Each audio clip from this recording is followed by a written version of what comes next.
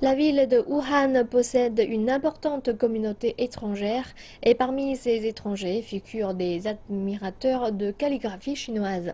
Ils participent souvent aux cours organisés par les ateliers de l'art. Faisons connaissance avec certains d'entre eux.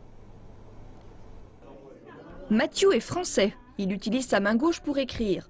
À ses côtés se trouve son fils de 2 ans, impatient d'essayer l'écriture. Aujourd'hui, toute sa famille participe à cet atelier de calligraphie. Mathieu adore la culture chinoise. Il apprend le fou depuis longtemps et maintenant, il s'intéresse aussi à la calligraphie. Selon lui, la patience est très importante pour écrire avec un pinceau de calligraphie. Pour moi, c'est compliqué, il faut de la patience, quelque chose que je n'ai pas et que je trouve que les Chinois en général ont certainement plus que les Européens. Je pense aussi que c'est vrai que quand on regarde ces caractères, c'est vrai que d'une part c'est très joli, hein, et puis d'autre part c'est vrai que on a l'impression comme ça que c'est facile, mais en fait c'est beaucoup de travail, ça demande beaucoup de rigueur. Adrienne est une étudiante américaine de l'université de Wuhan.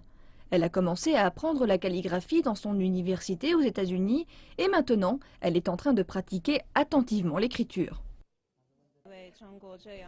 La calligraphie chinoise est trop choupinette. Nous, on a ABC aux États-Unis, mais notre écriture est toujours pareille. C'est intéressant d'écrire avec un pinceau de calligraphie, c'est vraiment l'histoire de 3000 ans. Cheng Taohong est maître calligraphe et professeur dans cet atelier.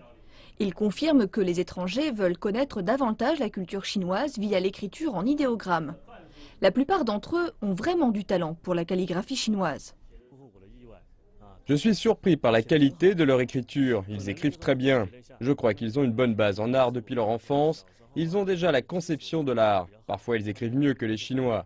Les caractères chinois sont une écriture pictographique, un peu comme le dessin. Les étrangers s'y intéressent beaucoup. Après ce cours, les étrangers se disent qu'ils continueront la pratique de cet art traditionnel chinois.